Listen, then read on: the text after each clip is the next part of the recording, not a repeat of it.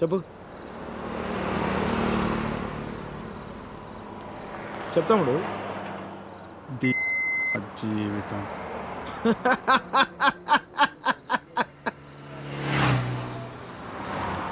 తర్వాత 10 నెలలు అన్నయ్య కరెక్ట్గా జీవితం మొత్తం.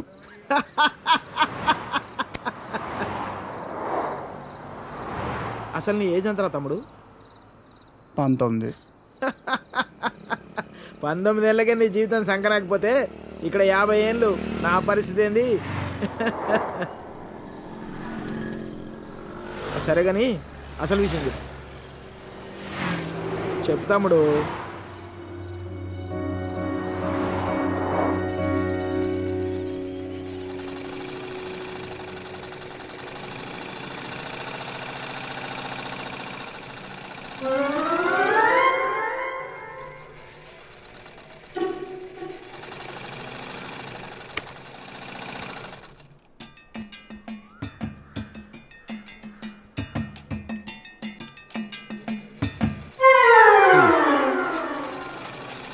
ఎరా మీ బాబు ఎప్పుడు ఇంటికి ముందే కూర్చుంటాడా? ఈదిలో కుక్కలాగా. వీధిలో కుక్కలేనాయనరా, వేరే కుక్కలు వస్తే కనీసం వెనకాలని పరిగెడతాయి. మా వాడు మొత్తం కథలను కూడా కదా అందరి కళ్ళు ఇట్టే.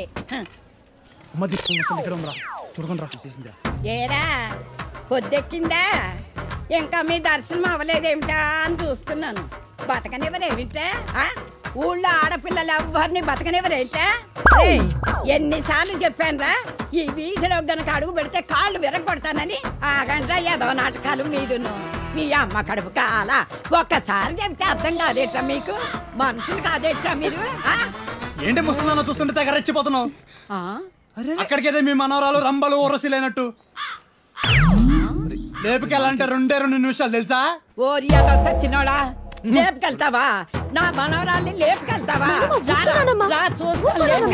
అవునే లేపుకెళ్తానే, నువ్వు చూస్తుండగా లేపుకెళ్తానే, నువ్వు చూస్తూ ఉండు.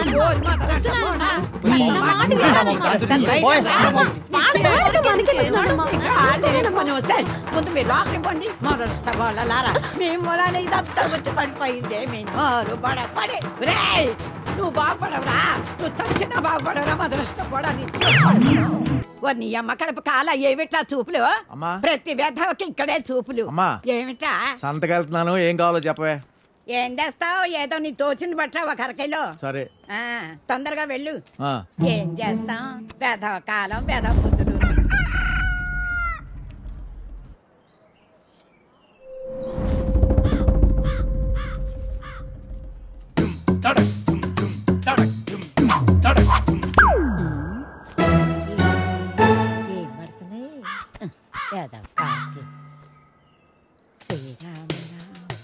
రామేతి రమే రామ మనోరమే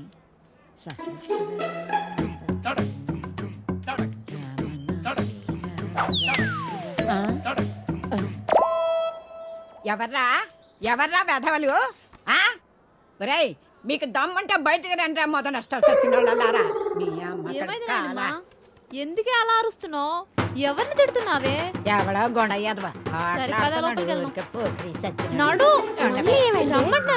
ముందు లోపలికి భయం భక్తి లేకుండా పెరిగారు. పోను ఏమొచ్చిందిరా మీకు పొయ్యే కాలం? ముసల్దాన్ని కూడా చూడకుండా ఏం పనులురా ఇవి? మీ అమ్మ కడుపు కాల ఏంటే వచ్చేది? పిల్లోరు పడ కొంపల అన్నం పెడుతున్నారా లేదురా మీకు? మీ అమ్మ కడుపులు కాల మీరు నాశనం అయిపోను.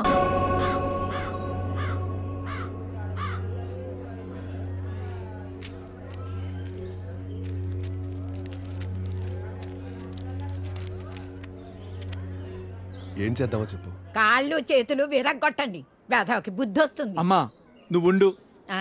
మీరు చూశారు కదా ఉత్తరాలన్నీ. అర్ధరాత్రి గోడ దూకి ఇంట్లోకి వచ్చాడు. 3 ఆడపిల్లలు ఉన్నారు ఇంట్లో. పరువుగా బతుకుతున్నాం.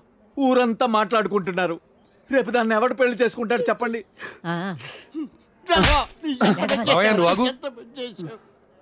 కొడితే పోయిన పరుగు తిరిగి వచ్చేద్దా ఏంటి?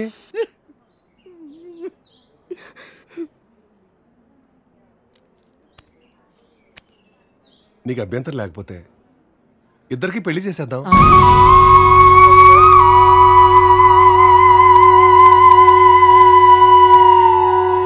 ఇదొక్కటే మార్గం కనపడుతుంది.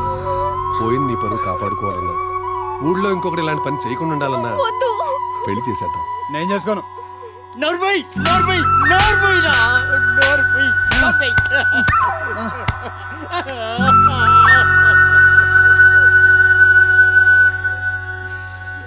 ఏమంటావు?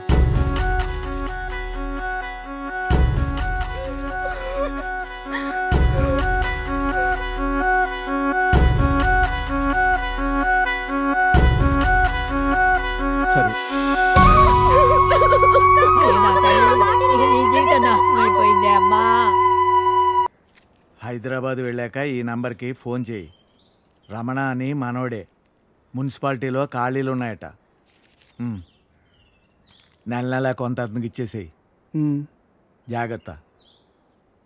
ఫోన్లే తమ్ముడు, పెళ్ళి అయింది, మున్సిపాలిటీలో ఉద్యోగం వచ్చింది, నీకు అంతా మంచిగా జరిగింది కదా. నా బొందన్నయ్య.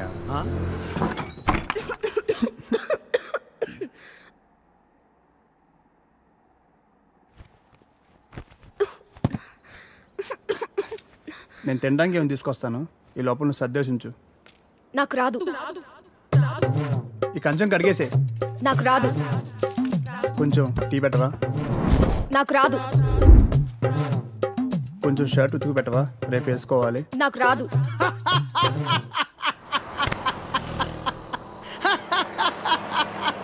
ఏ పని రాదా?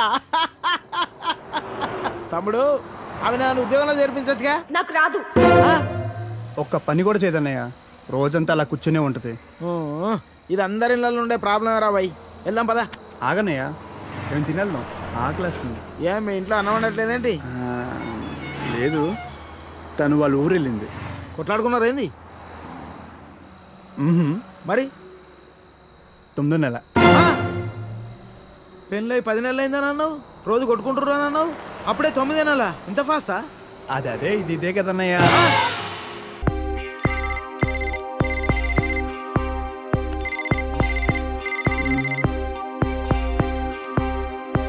హలో. తలచే ప్రతిదీ అగునా, మనసే మనసు పడినా, తొలి వలపుగా విరిసిన కళ ఎదల్ని పెళ్లి చేసి నీ గొంతుకోసావే తల్లి. పాపం మరో చిన్న పిల్ల అంత బాధను తట్టుకోలేకపోయింది. ఇదిగో నీ కూతురు.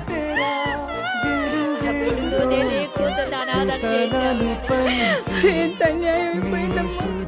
16 ఏళ్ళన్న నిండలేదు. గాథలేంతేనా నీవు చూసే లోకానా, జీవితం వింతేనా మా